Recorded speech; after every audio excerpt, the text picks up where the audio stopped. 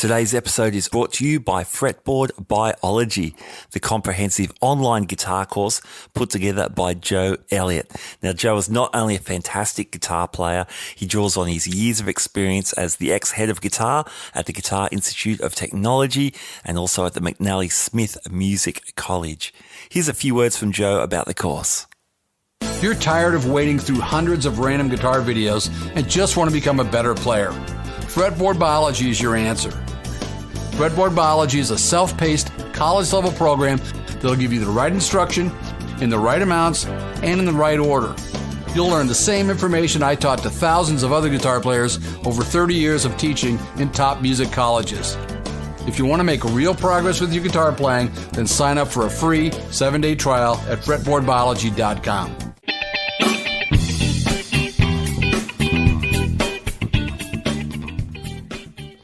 Hi there, this is Matt Wakeling and you're listening to the Guitar Speak podcast, episode 208. Now, this is the show that I produce in Sydney, Australia. Been running since 2016, where I speak to leading guitarists and guitar figures from all around the world. Hey, thanks so much for joining me. Today, I am joined by legendary journalist Dave Hunter about his fantastic new book, Fender, 75 Years. This book is published by Motor Books and was written in cooperation with Fender themselves, and it is a wealth of amazing knowledge and history of arguably the most famous guitar company in the world. So much fun talking about this, and also a treat for me because I've been reading Dave Hunter's work for years. He's been a contributor to Guitar Player, Premier Guitar, Vintage Guitar, and other magazines. That's where I first became aware of Dave, and also he's written many books on Strats, Tellys, Les Pauls, the Amp Handbook. And funny story, the day before our conversation, I was just, searching through the net, looking up some guitar stuff and bumped into a couple of Dave Hunter articles there. We talk a little bit about that in the interview as well. But of course, the focus is on Fender and the 75th anniversary of this company, and what an amazing story it is. So let's jump straight into my conversation. Dave Hunter, welcome to the Guitar Speak podcast. Thanks very much. I appreciate it, Matt. Oh, it's great to have you on the show. As I was saying before I hit record, I've been reading your stuff for years, your books, a multitude of articles through Guitar Player and Premier Guitar, and that's just mentioning a couple. There's a lot more I've got in the intro, but amazing. What an amazing career. I appreciate that. It's nice. It's very nice to hear that. It's good there's someone out there anyway. Definitely. Now, we're here to talk about your latest book, Fender, 75 Years, of course, the Fender company. As we know, it formed in 1946, so 2021 was a crazy year globally, but celebrating 75 years of Fender brought a lot of joy to a lot of people. Yeah, I'd like to think so. And the company, at least made something out of it, and they supported the book effort, and were, authorized it. It made it official and all that. I think it might have slipped by them, and I think it was my editor at the publisher who brought it to their attention. Maybe they would have ended up doing something, but I think before he proposed the book, I don't know if there was a whole lot in the works even. It's because it's sort of an odd year. It's sort of, 75 is always a big anniversary, but 46 to 21, and with everything that was going on in the world, I think it might have been easy to slip by. But it seemed like a cause to celebrate because 100 is still a pretty long way off. Sure. For most of us, we hope to get there, but definitely, it's an amazing book. It's beautifully written. The photography is incredible as well. It's almost tells the story of its own. But your words are fantastic, and thank you. Just wondering what kind of research goes into a project of this depth? Well, it's obviously a lot of research goes in. In some ways I've been researching it all my life, or at least all my working life, because I've been delving into these subjects anyway. So a lot of it is in there, but it required a lot of trying to find original words from people who were there. And sadly, as I acknowledged in the acknowledgements, I believe, not many of those people are alive anymore, or very few of them. We found a few of the workers, a few of the women who were able to comment kind of through other people, but weren't in any shape, given their age, really, to be interviewed personally or anything. And, all of the main actors involved in the foundation of Fender are not with us anymore. So it required a lot of, deep and intensive research into the works people had done some years ago, anything that included direct interviews with Leo Fender or Don Randall or Forrest White and any of these, various people who were there. And so a lot of it relied, and something else I acknowledge, a lot of thanks to the likes of Tom Wheeler and Tony Bacon and people who were able to conduct those firsthand interviews when people were still around. So, a huge debt of gratitude to those people. And they're often quoted or, credited in the footnotes and that type of thing. But it's fun work. I mean, there's no complaint for anyone who enjoys guitars. It's not a bad day to sit down and think I'm going to spend the day and the next several days and weeks researching Fender's history and deciding how to present it. So it was fun work, but it's like any job. You kind of have to sit down and get down to it. It doesn't just come to you, or it doesn't just happen. Sure. Now, Leo Fender, sometimes he's presented as this very pragmatic, non-musician, engineer type, which I guess is part of the picture. But what I really appreciate you bringing to the story, Dave, is that you explain, well, actually, he has got a very musical background. He played saxophone and piano and trumpet, and his early career in accountancy certainly set him up with some business chops that played into things. Who is Leo Fender to you?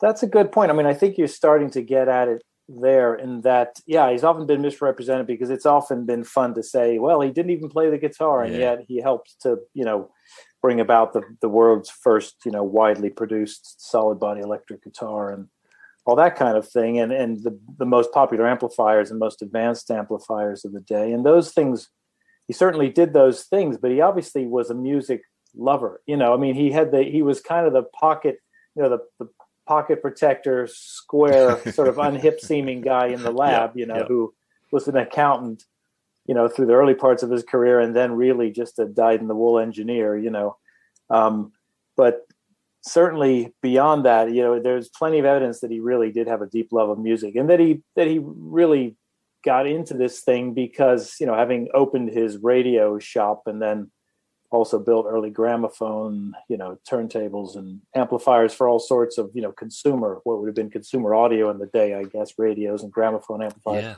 He got into it because the musicians were coming in, and he could relate to the musicians, and he didn't say, get out of here, I'm not interested in that kind of thing. He was fascinated to help develop the tools that they needed because he clearly had a love of music. And as you say, he had played several instruments in his youth, played in high school bands and things like that. So it wasn't that music was alien to him. He just wasn't a guitarist by nature. But as as is often told also, and I learned even more so how important it was to him to hang out in the clubs in the area at the time, which was largely Western swing and what would become country music, but music that was evolving from jazz and evolving towards country and evolving towards rock and roll, But, he obviously really related to those music and those musicians and was receptive to talk to them after the shows or in the breaks and find out what they needed from their gear and have them try stuff out. So, I think he was deeply interested in the music, and I'm sure that's what drove him to do that rather than to just stick with radio electronics or something, Sure, yeah. Now, you acknowledge that Rickenbacker and Bigsby had already produced a solid body guitar. They were working on it. Mm-hmm. What do you think Leo stumbled upon or not stumbled upon, very deliberately brought to the fore with the broadcaster that was such a game changer when there were other people all heading towards that same goal? Yeah, I think it was elements that he outlined himself, and part of it probably was wrapped up in what we were just saying about him really listening to what musicians had to say and what they were after. I think he talked a lot himself about the fact that it should be relatively affordable to manufacture, but also solid and roadworthy and functional. It should do the jobs that needed to be done. It cut out you can look at a broadcaster early on in the early designs for them and see, obviously he wanted to cut out the frills. He didn't want anything that was adding ornamentation that needed to be paid for that wasn't functional, and instruments that would be easy to repair too, so making them relatively easy to manufacture made them more affordable because musicians really weren't making much in the day. And, the majority still don't make much money today. So I think he really stumbled on that way of, it wouldn't be mass manufacturing by today's standards, but mass manufacturing a quality product that addressed the needs of, hardworking musicians. I think it simply comes to that. And then having the ability to design something that achieved that while also being visually appealing, and addressing the sound. I think a big part of it also was that he had, when we're coming to the release of the first Fender, what would become the Telecaster, the Broadcaster and Esquires in 1950 or so, he had already been building lap steel guitars, for the Hawaiian. Yeah. Really for the Western swing market, but it had come out of Hawaiian music. And so he'd already identified a sound there that was working, and Spanish guitarists, traditional guitarists wanted that sound because it already found that it would cut through the mix. It could be heard well and it wouldn't feedback. So maybe he was also first at, because Gibson already had electrics out and other companies had hollow body electrics out. It wasn't just the few like Bigsby and Rickenbacker who dabbled in solid bodies, but there were plenty of hollow body electrics from big makers, but they weren't really addressing the sound that this type of music made. And it's interesting because he wasn't really trying to address the jazz market at all. We think of through Gibson and Epiphone and Gretsch, those being the big makers of guitars, early electric guitars, and those were really addressing the jazz guitar market, or the entertainment band or the dance band or something, which was all kind of coming out of jazz. And Leo was addressing this new market and had a design with the solid body and the pickup that really made that sound. So I think he just struck on all fronts there, and made him the first to do that successfully in any kind of large way, even if he wasn't literally the very first to create such an instrument. Sure, yeah. That's a really good point you make about the stylistic focus of the instruments too. And I guess with rock and roll just about to explode, that was like the perfect storm for Fender's guitar. And the amps, for that matter. Yeah, definitely. And it's often said that Leo wasn't a big fan of rock and roll, but I don't think, we don't know because we can't ask him now, but I don't think I've seen anything that indicates that he didn't like what rock and rollers were doing with his guitars, but he didn't like distortion much, and he was trying to keep, and most designers of the day were trying to keep distortion out of their amplifiers because that was the goal. So when things got heavier, I think he couldn't relate to it very well. But I think what someone like a Buddy Holly would do with the Stratocaster, I imagine he was totally fine with that. And yeah. I'm sure he very much appreciated that his market was expanding too. Yes. That these were being taken up by a whole new genre of players that were just starting to become big. Yeah. When I look at those first, say, 10 years or so, I'm always just astounded by 55 or even 54, he obviously had the Tele, he had the Strat, the Precision bass was in there, and amps which are still classic today.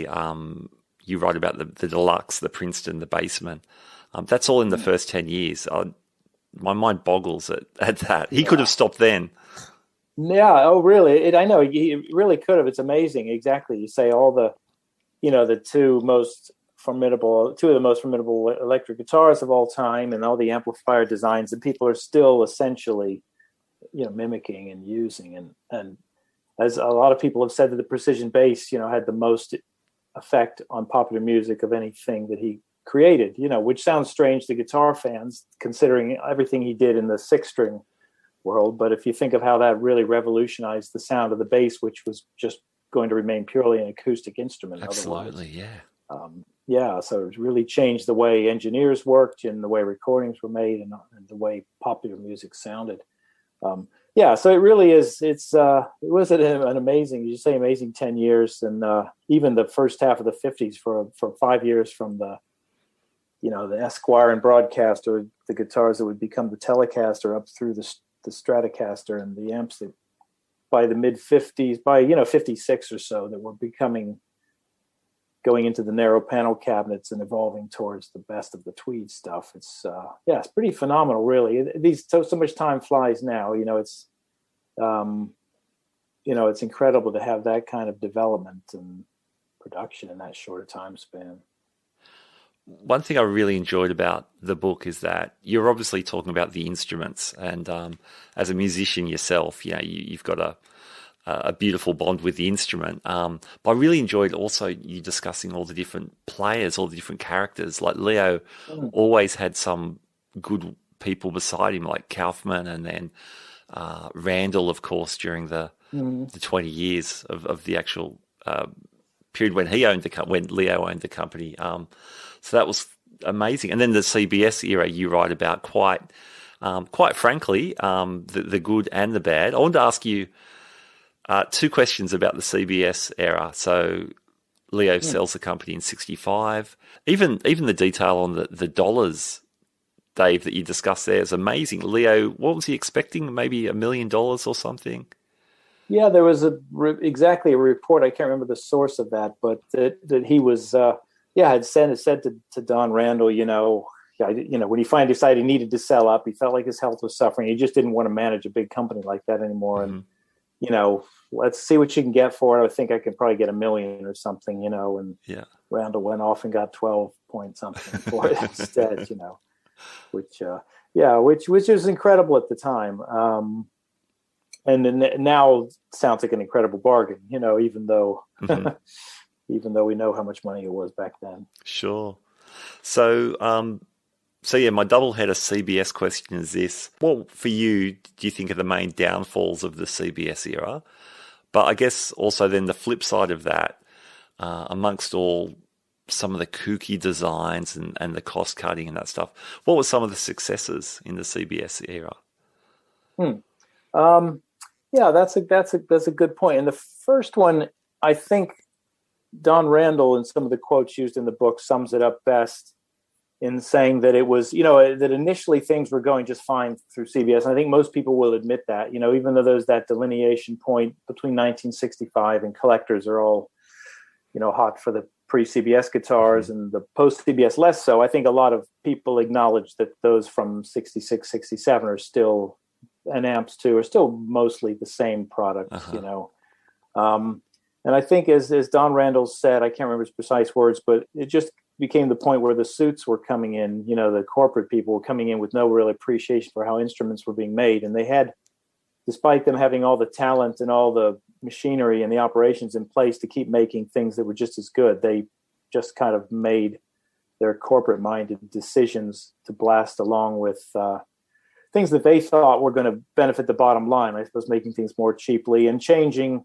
certain designs with an eye towards, I suppose, warranty and returns and things, and thickening up the finish, with this heavier polyester finish and things like that. Eventually, that was a little bit later, but these things that they did to either use somewhat cheaper parts eventually, or things that they thought were more sturdy, but they had an impact on the sound of the instruments.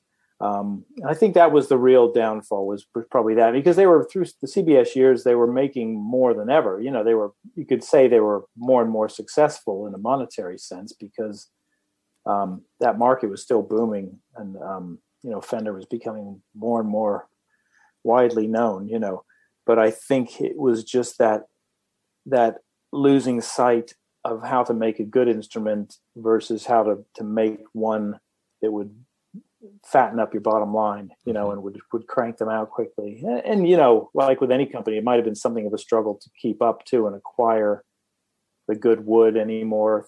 Instruments got heavier for the most part, and all of those things, and you have to make everything more quickly. So inevitably, quality suffers a little bit, especially if you're not trying to hike the prices up commensurate to the effort it takes to keep the quality there.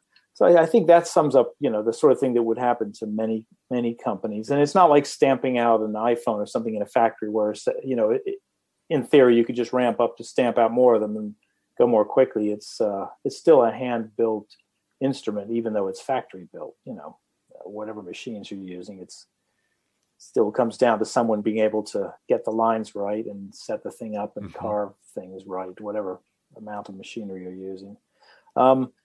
The successes were, let me think if there are specific instruments. I mean, again, some of those would lean towards some of the early ones that were still very good and very interesting. I think the early mid 60s, well, kind of 66, 67 Jazzmasters and Jaguars were still very good guitars. And, the Silverface amplifiers of the late 60s were excellent. I don't think there's anything wrong with many of those. And they didn't really change the specifications much until the very late 60s or early 70s.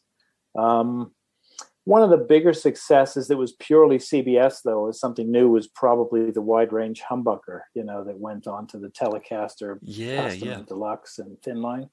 If there's any single thing, it was probably that and probably those models, because those have remained very popular, and those humbucker loaded Telecasters. It was an interesting sounding humbucker in its own right. It wasn't trying to copy the Gibson humbucker, even though it was designed by Seth Lover, who designed the Gibson, patent applied for a humbucker, the real classic. He was conscious of wanting to make it sound more like a Fender product, but make it hum rejecting. And, so it sounded good. It had a little bit of that brighter Fender sound than the Gibson, but still fatter and hum canceling. And, a lot of those guitars have remained popular and became a big part of a lot of, kind of indie and alternative rock and grunge music and stuff like that. So that's probably one of the bigger successes that was purely right in the middle of the CBS era. So it's a fascinating time. Perhaps not regarded as Fender's brightest days. No. But it's always interesting to see the twists and turns of some of these companies when, they're changing hands and things like that. I loved reading about Seth Lover coming to work for Fender. I wasn't aware of that. Isn't that something? Yeah, I don't think it's something that, I mean, it's been written of before now, of course, but I think years ago, before I was doing this type of work, I had no idea that he had developed that pickup, and I'm sure most people didn't, and most people didn't know who he was until, early humbuckers started becoming a thing through, probably Seymour Duncan and people like that, promoting the originals. I know it's something how these people circulated around, between the companies of the day. I suppose they were talented engineers, and if they left one place, someone else was eager to snap them up. This episode is brought to you by Fretboard Biology, the comprehensive online guitar course put together by Joe Elliott, ex-head of guitar at the Guitar Institute of Technology and the McNally Smith College of Music. I was one of the beta testers for the course and can say as a music educator, I was really impressed by the logical sequence of learning. The course has also been endorsed by players such as Brett Garsed and Greg Koch. For more details, check out the links in our show notes.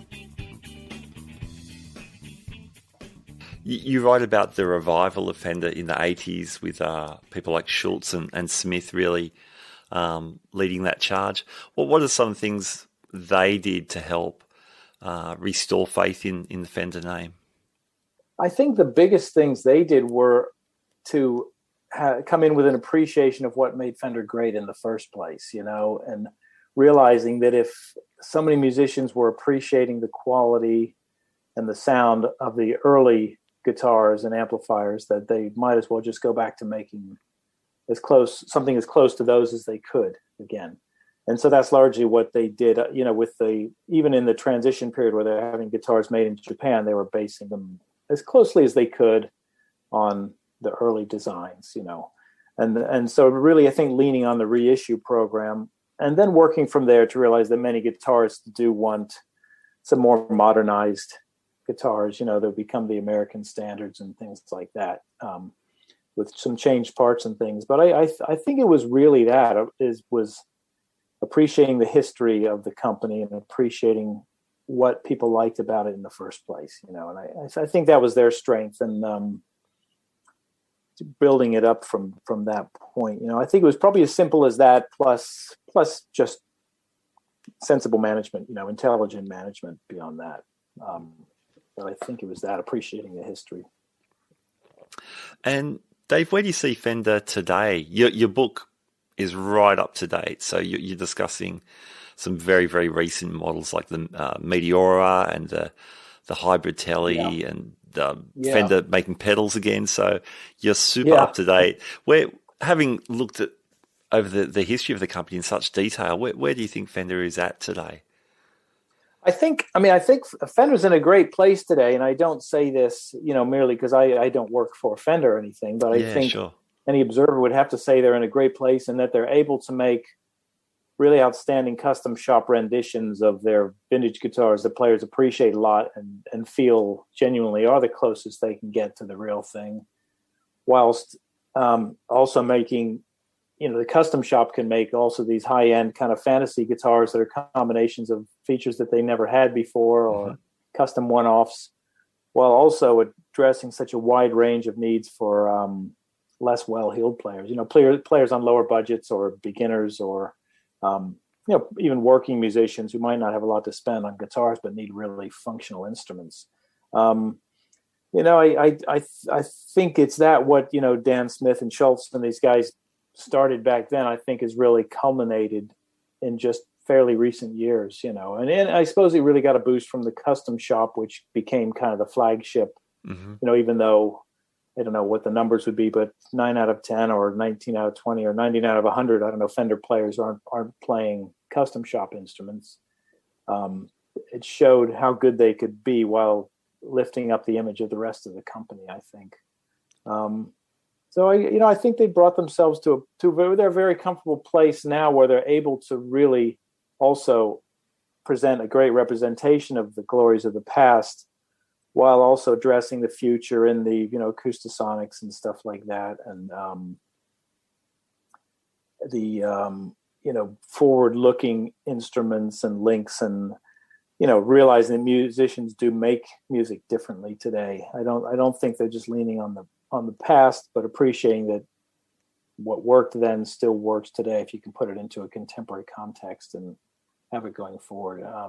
I just see that they, from having dealt with them through the course of this book and, off and on over the years as a guitar journalist, but they do really seem to have their eyes on the future and, are able to see what is needed. Not that they haven't got, not feet of clay as far as we did this great in the past, so we're not going to worry about what's needed today or tomorrow.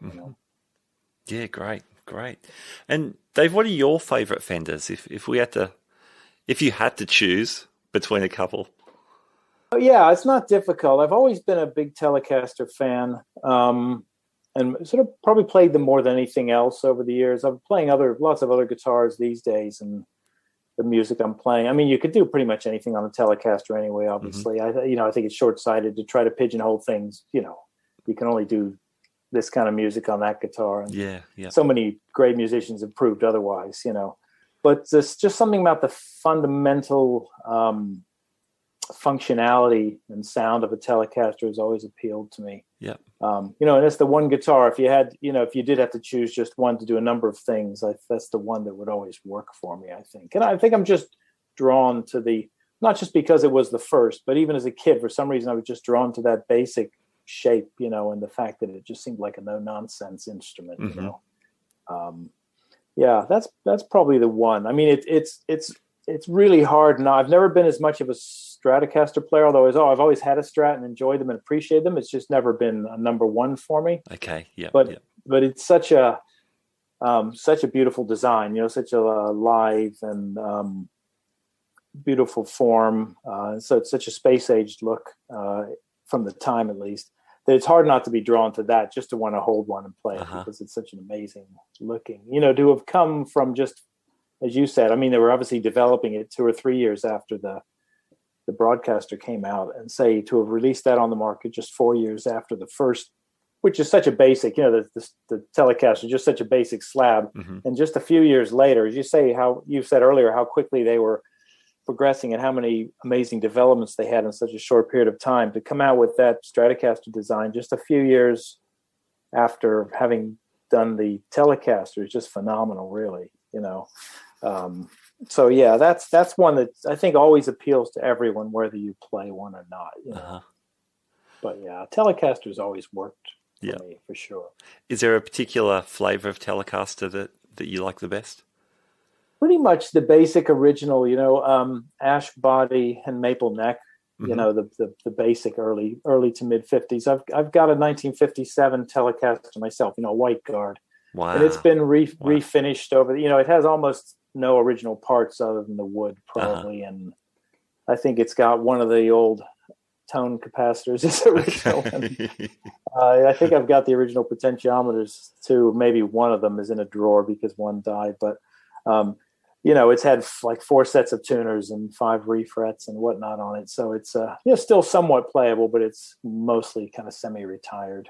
And it was refinished for me years ago by a guitar refinisher and restorer named Clive Brown, a guy in the UK. I don't know if you've ever heard of Clive, but he's one of the best respected guitar refinishers and was doing the relic thing back before it became a big thing with so many guitar makers, because his point was, if I sent him a guitar like mine that had a worn, you know, a maple neck with lots of play wear on it, and somebody had badly refinished the body years ago, if you send him that, you don't want it to come back with you want to keep the neck original, but you don't want the body to look like a new guitar. So he was doing this for all kinds of stars. When he brought that guitar back to me, he was from the north of England. I was working in London at the time. He brought it back and he opened up another case, and it was that famous Les Paul that Keith Richards used to play with the Bigsby on it. And whoever the current owner of that was, had sent him that to have some kind of restoration work done. So that's the quality of work he did. But not to go off on too much of a tangent about the refinish on my Telecaster, but no, that's great.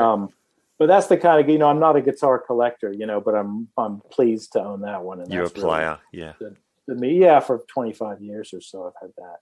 And that's the one, you know, I mean, as I say, I mean, there's so many early Fenders that are easy to appreciate. My first good guitar was a Fender Duosonic 2 as a kid. Okay, nice. Which I sold, you know, a few months later for a 64 Fender Jaguar. You know, and those were always kind of the dream guitars, you know. I don't know about you. Like as a kid, though, you tend to only own one at a time because you can't afford. That's right. You know, you get a taste for another one, and you've got to sell that for the next one. You know? Yeah. I mentioned up front, I've been reading you for many, many years. Loved with so many of our listeners. There's one in the author bio here. It talks about many of your books: the Fender Tele, the Fender Strat, Gibson Les Paul, Star Guitars, etc., etc. All the publications you've written for, like Guitar Player, Vintage Guitar, Premier Guitar, Guitar Magazine, the UK. And here's the one I want to ask you about. And is a contributing essayist to the United States Library of Congress National Recording Preservation Board's Permanent Archive. That's a mouthful, but it sounds impressive. What is that, Dave? I put that in. So I started putting that in just slightly for fun because it's like the longest single bio note I could think of title wise. But it also was just something really interesting, and partly to credit that institution. You know that several years ago, this is I don't know, maybe 5, 6, 7 years ago, the archivist or librarian, I forget his title from the Library of Congress, got in touch and asked if I would write an essay because they're doing a series of essays to accompany their permanent archive of historic recordings. And he wanted an essay about one of the ones they had elected to permanently archive. And I guess this is just some, deeper level of safe historic archiving of these recordings to make sure they're preserved, was of Les Paul and Mary Ford's "How High the Moon." I don't know if you know that song, but it was groundbreaking recording because he was using all of his early multi-tracking techniques and layering and echoing techniques for guitar parts and Mary Ford's harmonies and all this kind of stuff. So he wanted an essay generally about that. So I wrote an essay for that, which accompanies that, the sort of archiving of that. So that's available somewhere online. I haven't looked for it for a long time. Okay.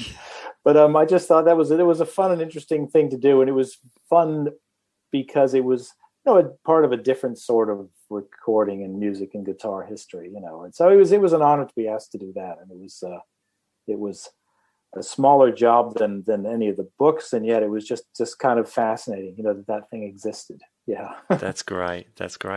And Dave, what's next for you? Have you got any more books in the works? We've discussed with the same publisher a couple of different ideas for possibly variations on an amp book, but I can't say yet because they might not really happen. Okay. There are various ideas. I mean, a couple of ideas from others that I've turned down, and a couple of ideas of my own that we're sort of having the works for discussing. And it's trickier, obviously. When I meet people, say this is the typical thing. You meet someone at a party and you're chatting about, what do you do and all this stuff. And they ask me eventually. And if they're not a guitar player, certainly, it's kind of bizarre to explain that, you make a living writing books and articles about guitars, because how many could people need? How much of a demand could there be? And, fortunately there's been a reasonable demand, but it's certainly at the point, 17 or 18 books in, that there aren't a whole lot of new ideas for guitar books. There's always something, but it certainly is, it certainly slows down in that regard. And it's not a problem for me career-wise as such, but it's just a reality that, there are, having done all that. And meanwhile, all these other great writers have been doing similar things. So there's just not so much to do without drilling down so deeply to something so specialized that, it's of less interest to enough people to make it worthwhile. Mm-hmm. And also the sad reality is the publishing market has tightened down, for all sorts of books, novels and nonfiction and everything. And the internet has taken its bite out of that. So there are, publishers of magazines and books are less eager to put big budgets into production of these things, and it's not, as I say, it's not a problem as such for me, but it does mean, you need to think through the projects a little bit more and make sure they're worthwhile, Yeah. So there are things in the works, but there's nothing that I can say is on its way out right now. Sure. So, but when that happens, it just means that, filling the same amount of time with magazine work, and that in itself is fun. It's fun to have the sort of variety of subject matter and of work, Yeah. One of the articles I stumbled upon literally yesterday was, it was for Line 6, and you were talking about some of the obvious controls in some of the amps. I've got a HX Stomp, and so I was checking out. Okay, what does the sag really do, and the bias and the hum, and for someone into that stuff, it's fascinating. And for you, I know as some of the deep knowledge of tube amps and transferring that knowledge into the digital world was super useful and just fun as well, because I knew I was going to talk to you, and I thought, wow, there's another Dave Hunter article that's just thank you. And I think that just came out yesterday or the day before too. That only just arrived. Okay, and one of my former colleagues at Guitar Player magazine, Barry Cleveland, has become I don't want to get his title wrong, but he does editorial. He's the sort of editorial director for Line 6 and coordinates that type of thing. Oh, that's which great. I think probably involves promotional stuff, but also, and credit to them. He said this doesn't, write about the subject related to tube amps, and it doesn't need to be a sell for Line 6 in any way, but they want to put out, a somewhat more well-rounded online magazine of their own of sorts, and it does relate back to it, as you say. Those functions relate back to the Line 6 Helix amp models. But that was done for that. So a lot. There's certainly more of a market for journalism online. Obviously, it goes without saying. Sure. I mean, that's where a lot of that is headed. But it's interesting to be able to port that stuff over. And also, as you were, I think, starting to say, I'm trying to be a realist about where amplification is going, and the fact is a lot of people are using digital modeling of one sort and another, and it's become so good that it really is viable. It would be, when it was first coming out 20 years ago or so, I was the editor of the Guitar magazine in London, and we took a lot of this stuff with a grain of salt and said, isn't it fun to have all these amps in one box, but no one of these really sounds quite as good as the original thing. And I think that was true then, but these days, at least for how you're using them, within a band mix, recorded or live, I think people, obviously, because plenty of professionals are getting great use out of them, and this is here to stay. And it's to the industry's credit that they've made it better and better, and that more and more, tube diehards are being won over. So that's certainly a part of the future. That's great. Well, Dave, thank you so much for the years of reading enjoyment that you've given guitar players and guitar fans, and specifically, thanks for talking to me about the Fender 75 Years book, because, I've loved the book. I haven't finished going back and forth. It's an ongoing project. It's so good. So thank you for digging into that as well. Thank you, Matt. I appreciate it. I appreciate being asked on, and it's a great program that you're doing, and your interest in the work means a lot to me. So thanks very much. All right, there you go. Dave Hunter on the Guitar Speak podcast. A real thrill to speak with Dave, and the book Fender 75 Years is fantastic. Highly recommended. I don't think I mentioned it actually slides into this tweed cover that looks like a Fender Champ or something. It's super, super cool. And there you go. But wonderful book. Check it out. I'll put some links in the show notes.